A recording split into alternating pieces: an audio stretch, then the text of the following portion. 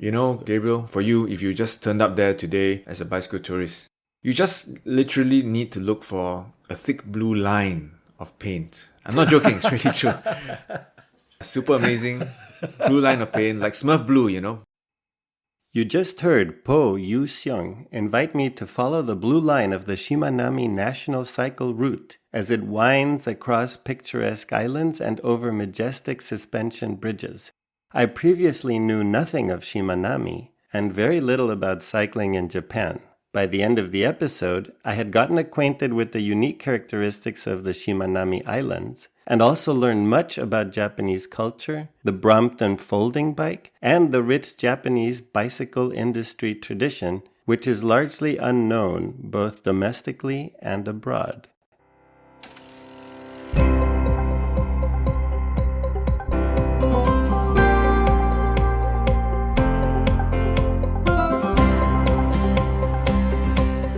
You're listening to The Accidental Bicycle Tourist. In this podcast, you'll meet people from all walks of life and learn about their most memorable bike touring experiences. This is your host, Gabriel Aldaz. Hello, cycle touring enthusiasts. Welcome to another episode of The Accidental Bicycle Tourist. Today, my guest is Poh Yu Seung, a native of Singapore who, along with his wife, is just getting to know the joys of bicycle touring. Yu Seung, thank you for being a guest on The Accidental Bicycle Tourist. Thank you very much. I'm happy to be here. Let's talk a little bit about your bicycle touring experience. So how did you get into it? I started looking at bicycle tours during the COVID years, around 2020. At that time, my wife and I were already active with motorcycle tours, but COVID reduces the actual amount of travel we could do. So we looked at bicycle tours, different regions, especially around Asia, and not having this 12-hour flight away from my home country of Singapore. Okay, so you're in the category of people who started because of the pandemic. Yeah, for sure. Was there a particular place that attracted you? Well, a handful of Asian countries surfaced during this search with very strong infrastructure support. Taiwan is strong because Giant, the bicycle company, provides a kind of a national service to have cycle tourism. The second country that came to our knowledge was Korea. And the third one, the one we talk about today, would be Japan. As we did more and more reading across COVID, lots of free time, we realized that all three of these countries have nationwide government-supported cycle tourism paths, 1 billion YouTube videos. Even from Europe, they travel as far as from Europe just to go to Asia to cycle in very safe situations. Completely isolated bike paths, and these bike paths are fully paved, and you could take your 16-inch or 18-inch wheels, and of course there are other guys with the full-size touring machines with 700c wheels. The variation of the terrain is also fantastic. You can do short journeys, 50 kilometers around the city by the riverside at all times within 2 minutes from the nearest cafe. And the extreme version is you can do 2 weeks sleeping tours with a different location every night. So Asia has something to offer for cycle tourism. Since you were just getting started with bicycle touring, and you said there's a huge choice of touring setup, can you describe what you ended up choosing and why you chose it? Oh, for sure. My wife and I chose to tour with a folding bike. The general style of this category is called the tri-fold. Tri-fold because across the length of the bike, you can fold it in 1/3. Generally, the most common brand on the international scene is Brompton. Ah, yes. The Brompton folding bike is very famous. Many of you have heard of the legendary Brompton folding bicycle. A young British engineer named Andrew Ritchie invented it in his London bedroom in 1975. In 1979, he filed for a patent. Thanks to the ingenious trifold design that Yu Seung mentioned, the bike could be transformed into a compact package in a matter of seconds. Ritchie called it a magic carpet for the city. As expected, Ritchie received endless rejection letters and struggled to produce the bicycle for years. In 1987, a satisfied Brompton owner decided to invest in the company, which has since grown to become the largest volume bicycle manufacturer in Britain. Brompton calls its bicycle an accidental design icon, symbolizing London, and is recognizable as a red double-decker bus or Big Ben. Those of us with IP knowledge will also know that the Brompton patent cannot last until 2024. So factually, the patent has expired. A long time ago, probably 10 years ago. So you can buy ethical and very good quality copies coming out of Taiwan and China.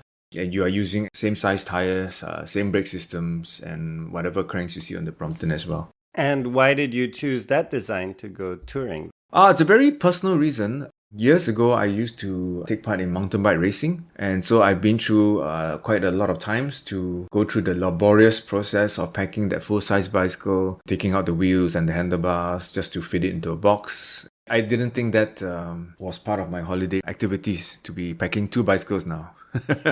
Rather just to fold and get on the plane. Huh? That was my idea. Yeah, that makes sense. Can you tell us a little bit more about your mountain bike racing?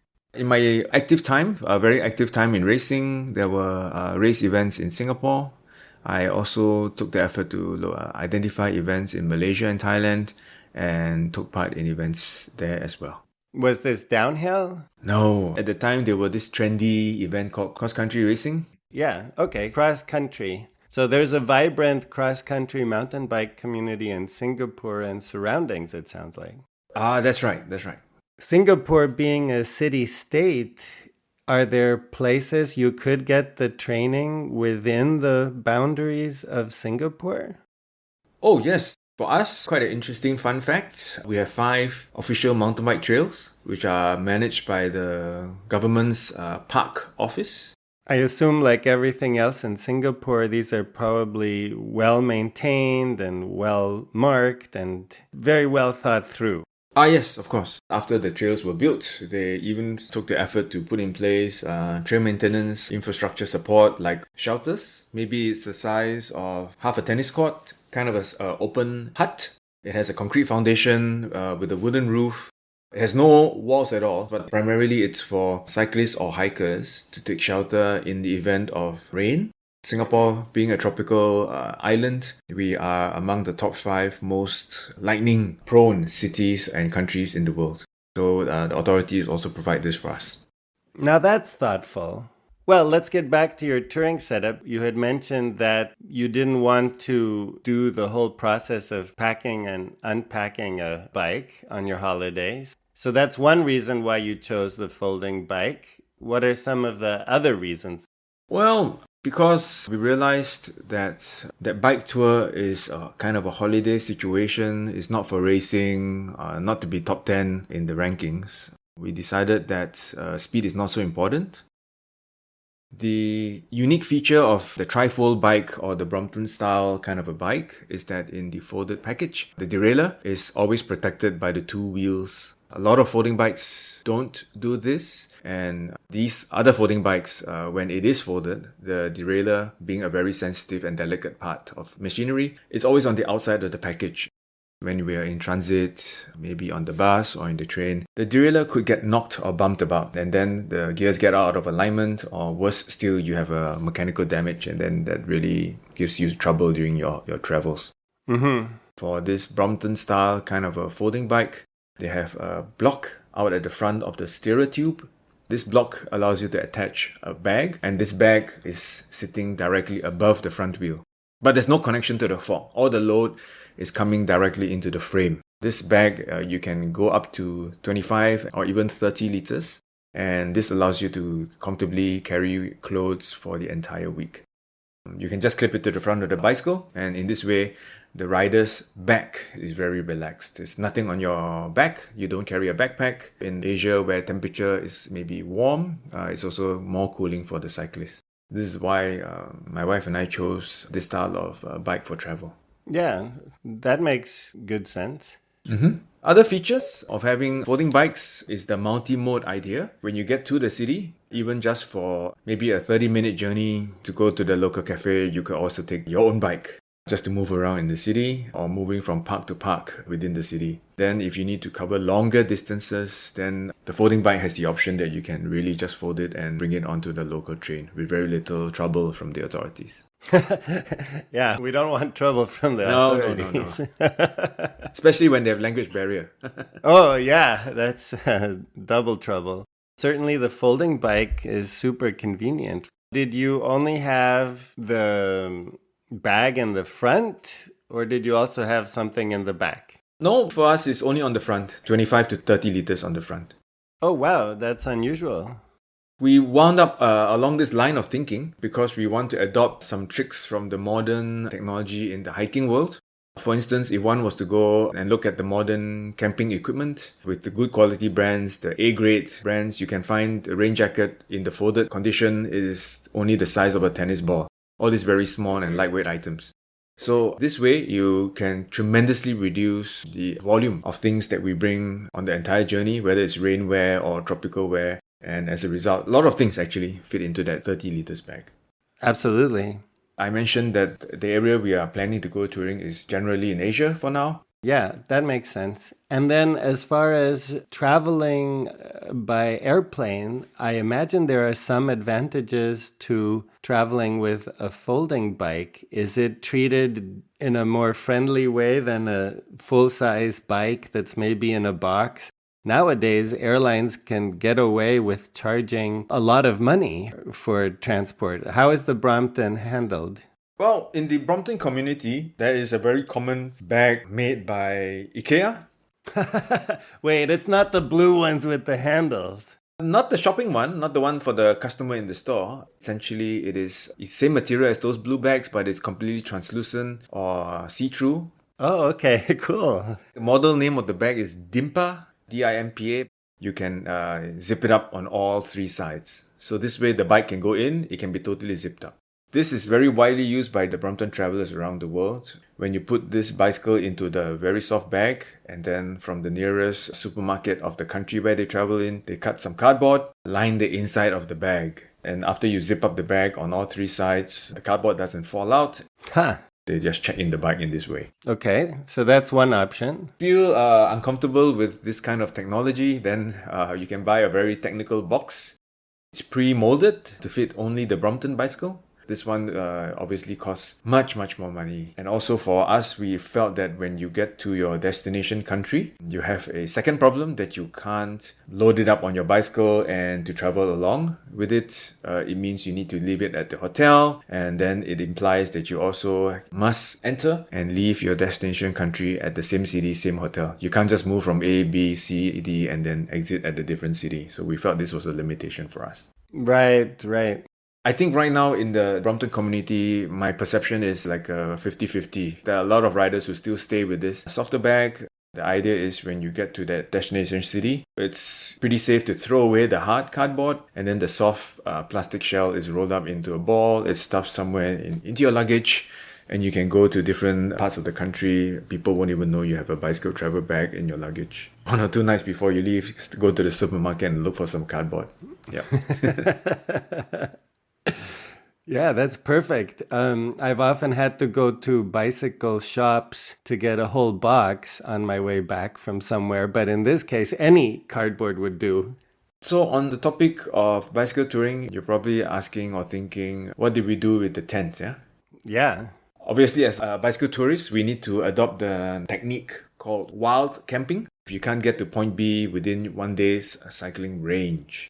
For this specialist technique, I recommend this YouTube channel. His name is called Brompton Traveler. Oh, okay. Just some days ago, he released a commemorative video that he has been doing this for 10 years. Wow. Yep. He's traveled some huge distances. During COVID time, he completed a 2,000-kilometer journey and doing wild camping with the Brompton. Sounds like I need to interview this guy. Yes, you should. In his travel scenario, he uses the 30-liter bag as well. For sure, he puts 30 liters in the front block, but on the rear of the bike, where the luggage rack is supplied by Brompton, he actually manages to strap a 30-liter hiking backpack, but in a totally vertical position. So you may be wondering how to secure the backpack. What he did was, from the underside of the saddle, he has a roughly 12-inch long pole. It looks like a broomstick. He revealed in other videos that this hollow metal pole allows him to carry some spare spokes as a backup. That's clever. When the pole is connected to the seat rails, it's very sturdy, and the poles double up as becoming like the shoulders of any human being, right? When he reaches that destination, he takes out a few zip ties. The pole goes under the seat rails, and then the normal thick padded straps of the backpack goes over this metal pole. And then with a few other strategically placed Velcro straps, the entire backpack is just standing securely underneath his saddle. And the base of the backpack is resting on the rear rack. That's very ingenious. Yeah.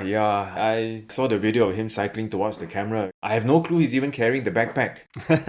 Yeah, it's very neat. So in the first 30 liters in the front is maybe his clothes. And then the second 30-liter backpack, he's putting all his camping materials. I was really trying to picture it in my mind how you would only carry your gear with the 30-liter bags in the front. But now we get the full story. That's for the serious traveler who really wants to do the wild camping. But for my wife and myself, we know we're kind of entry-level bicycle tourists. We're definitely looking for the Airbnb. So we just put the clothes in the front for now. But for the Brompton traveler, and I think his name is Gianni, he just really made me realize it's possible to go for the full wild camping with his setup. So for now, his YouTube videos are only inspiration. You haven't actually tried to make this yourself. Okay, but maybe one day. Yeah, it's one of the targets. We must have targets in life. All right, so now I think I have a picture of your setup, and I can see how you can easily go to and from countries in Asia. And so let's then talk about some of your destinations that you went to. You mentioned 3 countries. Did you go to all 3, Taiwan, Korea, and Japan? Not yet. We've only been to Japan. And in Japan, the name of the region that we went to is called Shimanami. I know the name sounds a little bit long, so if any of the listeners want the spelling, it's Shimanami, Shimanami. This region is super unique because the local authorities embraced bicycle tourism as a source of income for the locals. You know, Gabriel, for you, if you just turned up there today as a bicycle tourist, you just literally need to look for a thick blue line of paint. I'm not joking, it's really true. Super amazing blue line of paint, like Smurf blue, you know. Bright, unique Smurf blue line of paint. Follow the line, and from start to end of this officially marked path is 70 kilometers. No way. Yeah, really. Okay, that's a first. That's a first for me. I followed maps, I followed roads, I have not followed a Smurf blue line. Yeah, too bad this is a podcast. We can't show exact pictures to the listeners. Right. How thick is this line? Just so that we can get an image in our minds. About 8 inches wide. 8 inches wide. You cannot miss it. Why did the authorities put the blue line there? Right? So for the listeners, we will generally know that Japan is famous for having many small islands. So this region, 25 years ago, was a very prosperous shipbuilding region for Japan. And unfortunately, they lost the commercial market of shipbuilding to China. So what remains in the region is that they have a great infrastructure for cars because they used to need to bring supplies to build ships. But these communities no longer have any commercial business. So to encourage cyclotourism, this blue line just guides us across the 5 different islands. More interestingly for the cyclotourists is that on each island there's a different tourism experience. You might cycle past a disused shipyard, you can cycle past a brand new 1 or 2 year old bicycle themed resort with glamping style tents and even e-bikes from Specialized that you can rent from these companies. Maybe 5 kilometers down the road, you cycle past an old 1990s pachinko slot machine, kind of a gambling parlor, which is of course not in use anymore. It's just the building is there and everything's falling apart. So it is an amazing mix of old and new, all in the same 70 kilometers journey. It sounds amazing. Yeah, it's eye-opening. Nothing else to describe it except eye-opening. Yeah, yeah. Let me just first clarify where, if I think about Japan, where would we find the Shimanami region? Shimanami is near to Hiroshima. I've sent you a link to the official government website. It is called Shimanami Cycle. And there's a button to click on to request for all English translations. Oh, that's good. I definitely would need that. I guess you can start in either direction. Yes. If you're on the island of Honshu, then it starts off near Hiroshima.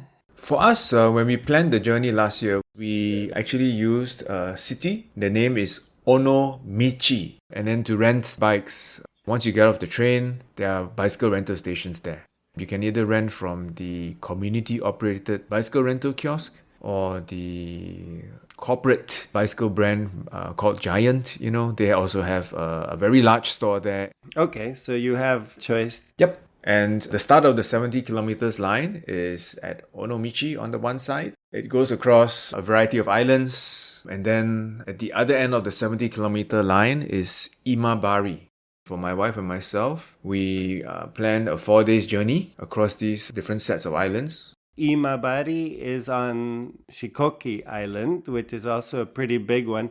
In between the two big islands, there are these 5 small islands. That's the setup, I believe. Yeah. Okay, so a total of 6 bridges connecting the 2 big islands with the 5 small islands. So it's quite a few islands. Yes. So for listeners who have not been there, obviously it is, I guess, very simplistic for someone with a good quality road bike and a strong rider to say, hey, it's only 70 kilometers and I can go in a straight line and finish 70 kilometers in one day. This is not the way to do the tourism here, because the way the authorities designed it is that as you get up the bridge and cross into the next island, it's highly recommended you descend the bridge, go back to the sea level, and then on the island to please make some exploration half day or even 1 day on each island. In this way, you could really extend it as long as up to 1 week in that region, because every day is a different island. Yeah, essentially you have a whole region to explore. And even in this 1 week, you don't repeat any of the islands. Right, and it seems like these bridges are just incredible that are connecting the different islands. Mm-hmm. A-grade engineering, very clean, very professional, very well-maintained, bright white paint they're using all the time. Beautiful bridges. Can you describe a little bit more about the bridges? Sure. Each of the bridges always consistently a few hundred meters in the air. It's a kind of a standardized height because it is designed to be high enough to clear any of the ocean-going liners. Some bridges are so wide that they have 3 lanes of car traffic in each direction, and our cycling path is always underneath the car platform. That's how big these bridges are. It's not a tiny little wobbly bridge. The path purely for cycling leading to the bridge is super controlled. It's just at a very gentle 3% grade. From the sea level, they will make a very winding path to get up to the height of the bridge. So it doesn't overtax the cyclist as well. The infrastructure is huge, and when we are on that bridge, we are easily cycling for 2 to 3 kilometers before we reach this next island. Yeah, if I look at the map that's on that website, the longest one is at the very end. It's this Kuroshima Kaikyo Bridge, 4,100 meters. And it seems like this is the longest suspension bridge structure in the world, which is just wild. There's also some ferry services for people who don't want to bicycle. For the first one, it looks like the cyclists need to take the ferry. Yes, only for the first one. And in the tourist maps, they explain very politely, there's no provision for any cycle path. It was just not part of the original plan when they built the bridge a few decades ago. So only for the very first one, you have to take a little 4-minute boat ride. Okay, that's quick. And then is this path completely dedicated cycle lanes, or is it mostly shared with cars? It is shared with cars. Okay. And then in Japan, they drive on the left side of the road, which is the same as Singapore. Yep. Exactly. So you were absolutely accustomed to it, whereas when I'm biking on the left side of the road, I always feel like I might die because I am not sure where cars are coming from. I don't know if there's roundabouts, but really roundabouts going in the opposite direction always confuse me. Oh, yeah, because you guys are cycling on the right side of the road, huh? Right-hand side of the road.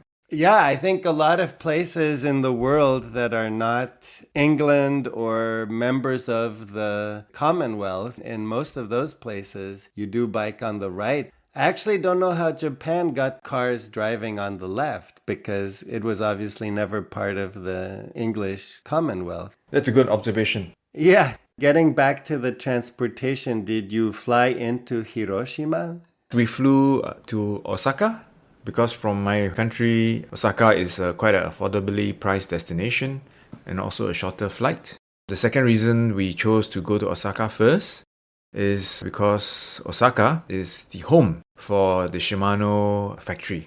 Oh, that's something very interesting. I'm actually quite pleased to tell you that Shimano has a cycling museum in Osaka, and I heard about it many years ago, and naturally able to confirm with a variety of sources that the museum is still open, so we made it a point to visit this place as part of our Japan trip. Very good. So then you can answer a bit of trivia. What product did Shimano actually get its start manufacturing? It's a freewheel. The bicycle freewheel with only single speed was the very, very first product. Very good. That's correct. You know your Shimano history. And overall, how was the Shimano Museum? It's, I think, A grade or maybe in the German speak, you call it perfect. It's brand new. They opened it in the middle of COVID. It's a 3-story building. And the first story is a library. You can borrow reading materials all about cycling there. And in this building, they have a huge collection of historical machines from the very first French Draisine, and it covers all the way to the modern bike. Oh, so they're also covering some of the history of bicycles. Yes. They really wanted the entire display to have the visitor understand how the start of the first two-wheel device is helping mankind, just from 2 wooden wheels with somebody sitting across the top tube, you know? Right. The Draisine is an example of that, right? There wasn't any kind of drivetrain. You just got on a seat and pushed off. Exactly. It's I guess it's the most similar thing you can find today is the Strider for kids. The design of, I think his name was Carl van Dries, and that's why it's called Draisine. It survives today in the Strider bicycle for children. No drivetrain. That's right. Awesome. That is definitely on my list when I finally make it to Japan. Highly recommend it. Okay, well, let's get back to Shimanami. As I look at the map, there's an entire archipelago with maybe 10 or 15 total islands and many touristic attractions, including temples and museums and gardens. So I'd like to delve a little bit more into some of the things that really stuck in your mind in terms of the attractions. A couple of highlights for us. There are very traditional Japanese style onsens in these islands. Are you familiar with the word onsen?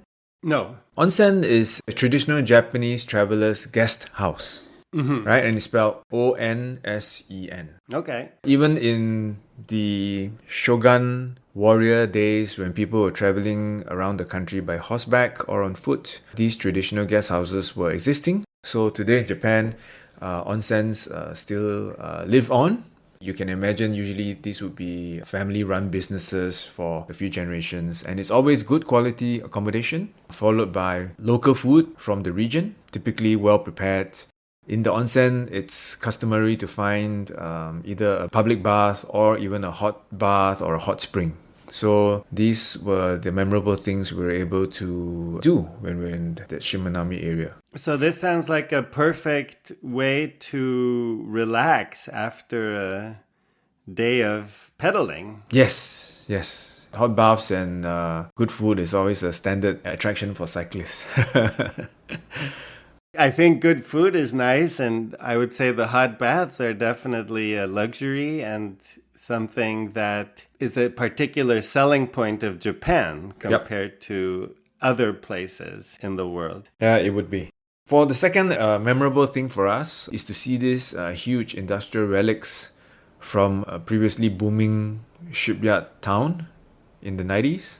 We saw varieties of old hotels that businessmen used to stay. You could see remains of the shipyards already not functioning. Mm-hmm. There was still one last functioning restaurant at a row of shops where all the other shops had closed. But this one last functioning restaurant was serving very fresh sashimi and rice with sea urchin as topping. When we stepped in, you just have this imagination that it was a former previously glorious kind of a restaurant where businessmen were probably drinking brandy and smoking too many cigarettes while making business deals in the 90s and year 2000s. Furniture from year 2000 is looking very sad, in 2024. Today, I guess the owner is still running the business because he has a lot of white hairs and he doesn't know what else to do.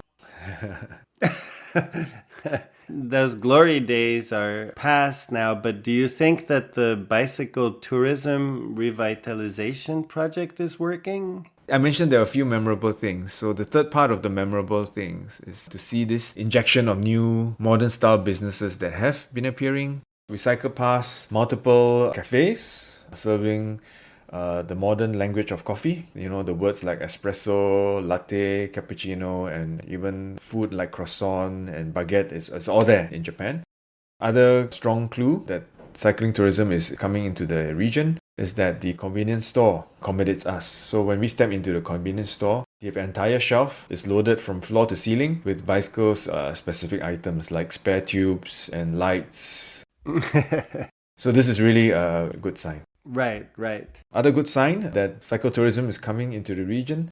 At least one company is offering a full service for cycle tourism activities. For instance, you could deposit your bags with him and tell him you want to cycle to anywhere within the archipelago. And then when you are tired, you can make a call to his company and the staff will activate the minibus to pick you up and put your bike on the bike rack as well and then bring you back to the hotel. And what is the name of this company?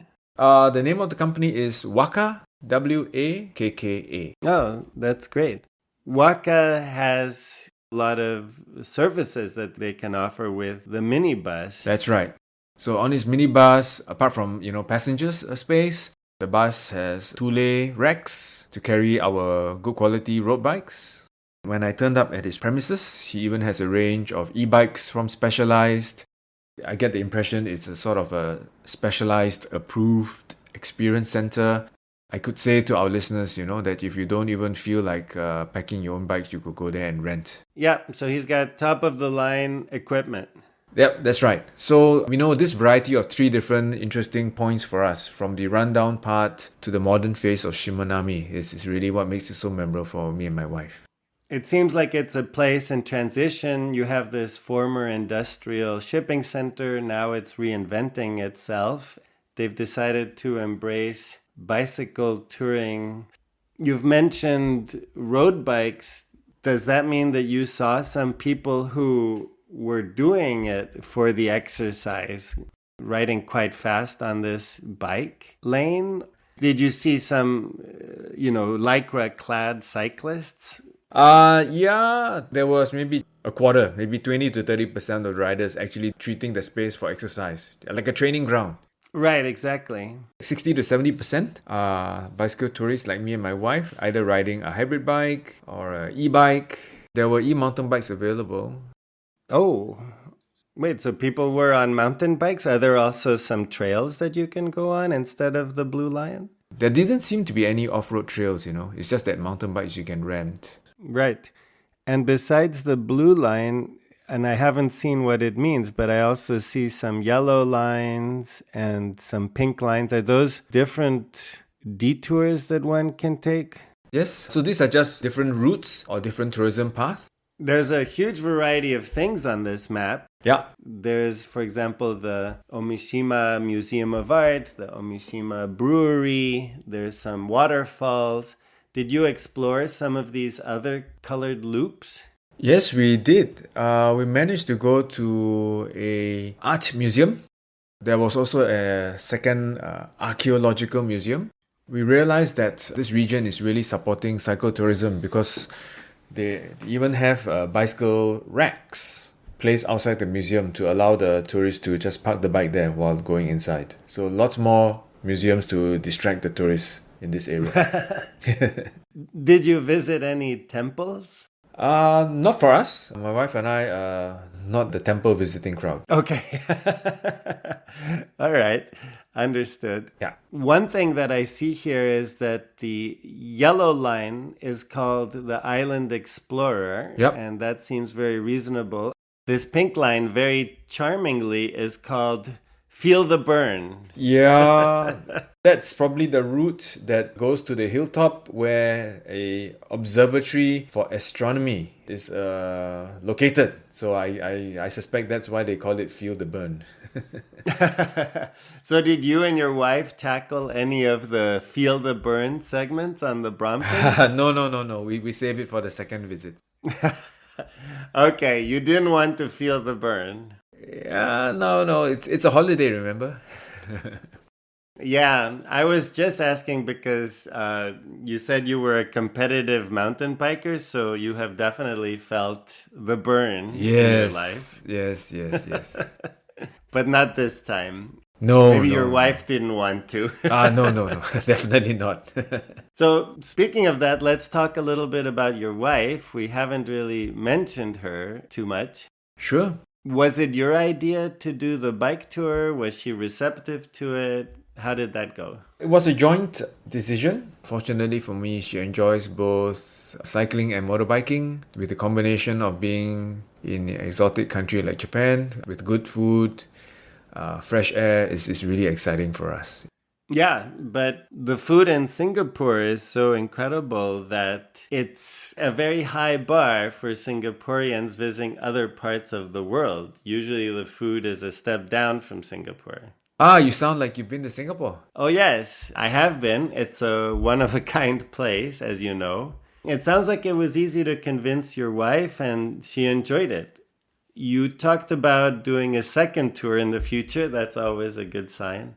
Since you're experienced motorcycle tourist, I'd like to hear a bit more. How does motorcycle touring and bicycle touring compare?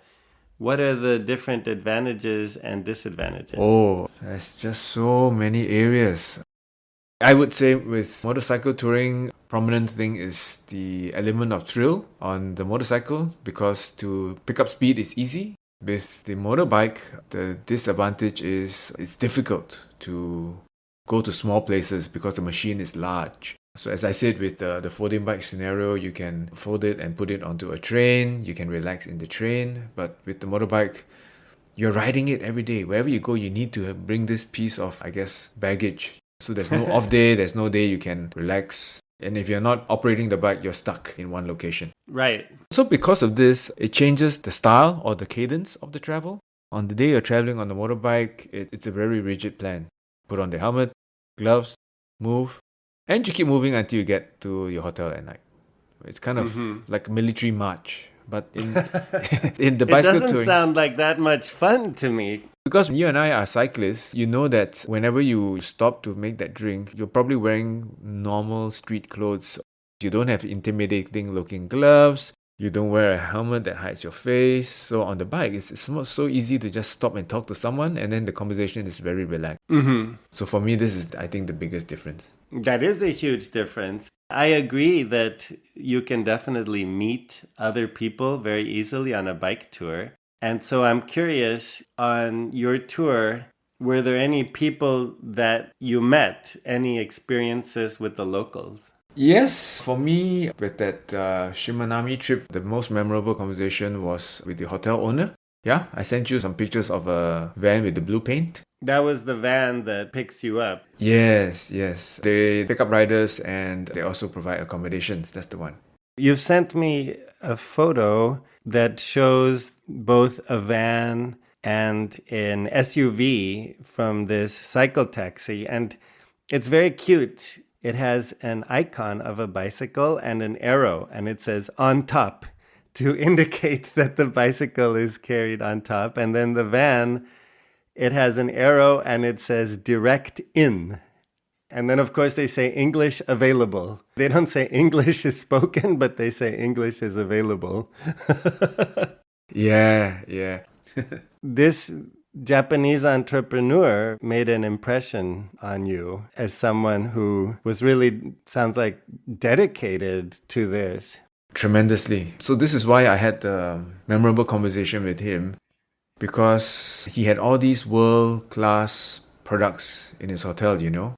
He had specialized e-bikes and things like that, right? Very modern stuff from the international world of cycling. Then I asked him, how come I don't see any good quality Japanese bicycle products around? For example, Osaka is a world-class city for cycling. If you walk in the city in Osaka, Japanese women are cycling on the pavements, bringing their kids home from school, riding a Japanese-style supermarket bike, those kind of things. Very similar to Copenhagen. And they use these bicycles really like a true form of transport. And I asked him, how come you don't show any of the good quality Japanese racing bikes? So it was memorable for me because he took a huge surprise that I helped him to realize that Japan produces good quality bikes, bike frames and bike parts as well. He shared with me in a private conversation as an enthusiast, he said, well, a lot of the guys who like good bikes, they just look at local products as second class and that imported is better. That's why memorable for me. That's interesting. I'm trying to think of other Japanese bicycle-related brands besides Shimano, and I don't think I can come up with any. Maybe Miyata. Oh, Koga Miyata? The name sounds about as Japanese as you can get, but at some point it was a Dutch company. Yep, that's right. So Koga Miyata is blended company, I guess, from Dutch and Japanese origins with Miyata. Other famous brands from Japan that are still having an impact in today's modern world for cycling. Suntour in the 70s was making derailleurs and crank. Suntour is now making suspension fork. Araya makes very high quality rims, and they were rivaling Mavic during their peak of their production. Yeah, I've heard of them. Suntour I also have heard of. I just didn't know they were Japanese. Okay. Other Japanese brands that are producing great quality products is Cat Eye for cycle computers and lights. Cat Eye is Japanese. Okay, I did not know that. And what about water bottle cages or work stand for your home to work on the bike, or maybe a bracket to hang your bicycle in your house? If you have a look at the Minora range of products, again, it's all world-class products. They're built to last a very long time. Okay, so that covers quite a bit, from bicycle frames to components to lights to to work stands. The boss of the cyclotourism company said, hey, Yu Seung, if you like cycling in Japan, there's also other regions that have this National Cycle Tourism Route classification. This means that the national government supports bicycle tourism there. You can look for this description called the National Cycle Route. So besides Shimanami, there's other places with this infrastructure. Oh, that's interesting. So if we Google it as National Cycling Route, I can see a few other regions. Toyama Bay Cycling Route is one option. Tokapuchi 400 is a second option. Pacific Cycling Road is a third option. And of course, Shimanami Kaido is part of the National Cycling Route. Which reminds me that after about 4 days of pedaling and sightseeing, your trip concluded in Imabari. Ta-da! Imabari! Japan is crazy about jingles, so I didn't think the episode would be complete without one. In this case, to promote tourism in Imabari. The country is also obsessed with mascots, so naturally Imabari has Bari-san, a lovable yellow bird of unknown gender. Bari-san wears a crown in the likeness of the Kurushima Kaikyo Bridge and clutches a custom-made wallet shaped like a freight ship. After listening to this episode, those references make total sense. Imabari!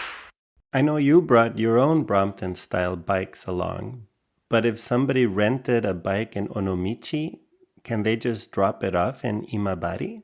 Yes, you can. Yes, you can. That's Okay. exactly one of the nice tourist package that's available. You rent from Onomichi and you explain to the tour company you would like to rent the bike for X number of days. They organize the package for you and you make them the promise that you will pedal the bike to Imabari at the end, and they're totally cool with it. It's a very convenient, very, very common arrangement by tourists. That makes it even easier. And I love this infrastructure that's in place. They've really thought of everything. Mm-hmm. I'm curious if you've thought about your next adventure since this first one was a success. Would you return to Japan? You've also mentioned Taiwan and Korea. Well, we decided Korea would be probably the most difficult one for us, so we save it for later. The Four Rivers Cycle Route, the full distance, I understand, is up to 600 kilometers. Wow, 600 kilometers. It seems like the Korean authorities have organized it very professionally. A lot of other cyclists show in their YouTube videos that you go to a start point, some office, you go in, register yourself, and you collect a blank book that looks like a passport. And then as you cycle along the journey, you get to different structures that in the videos look like a phone booth. You go into that phone booth and there's a rubber stamps and you get to ink your passport, like crossing a customs station. Well, that's very endearing. Yeah, so it's great tourism value, and obviously lots of people take pictures and selfies as you move along the journey. So more importantly, as you travel, your passport gets more and more of these ink marks from the rubber stamps, and so you feel really this building sense of achievement. So that's level 3. Very good. For us, level 2 is probably Taiwan. For Taiwan, likely we will rent something from Giant Bicycle Company. There's a huge range of services, full support, where a Giant van is available. You can choose any style of bike to travel with. You can say, please take my luggage into the van, or you can say, just please rent me the bike from your Giant office and you please don't follow me. I want to be carrying everything on my own as well. That's for Taiwan. Yeah, so it sounds like you have the full range of options. Mm-hmm. And in Taiwan, e-bikes are available, so those are also part of the tourism package option. Likewise, if one of the cycling partners is not so strong physically, then the partner can take the e-bike. So Giant has all these options for travelers. And how do you choose these different options? Do they have a specific place in the country where you have to go and do this? Yes, I have seen that Giant publishes a web portal that allows the traveler to pick from the annual calendar of trips. So from there, it's a very comprehensive range of dates and months. You can select your start point to start your journey. The most popular ones among the Singapore riders, I understand it is the Round Island cycling trip of Taiwan. Oh, that's quite a long ride. Taiwan is pretty big. Mm-hmm. In the future, we might look forward to episodes on Korea and Taiwan from those who have been there. Yes, of course. I hope that. I thought as we move towards the end of the podcast, I could share a little quotation I picked up about traveling. Travel is not reward for working, but it should be education for living. This quotation is not my invention. It is from Anthony Bourdain. Wise words. Yeah. So I thought this is a useful quotation for bicycle tourists, because with this kind of attitude, we have this good reminder that we want to always just go slow and to really enjoy the scenery.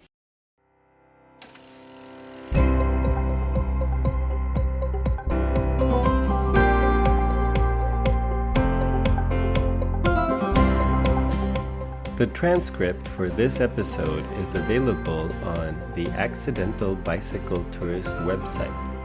I welcome feedback and suggestions for this and other episodes. You'll find a link to all contact information in the show notes. If you would like to rate or review the show, you can do that on your favorite podcast platform. You can also follow the podcast on Instagram. Thank you to Anna Lindenmeyer for the cover artwork and to Timothy Shurtell for the original music. This podcast would not be possible without continuous support from my wife, Sandra. And thank you so much for listening. I hope the episode will inspire you to get out and see where the road leads you. To the bridge is super controlled. It's just at a very gentle 0.3% grade. Yeah, I think the grade has to be 3%. Yes, of course. 0.3 I think is nothing.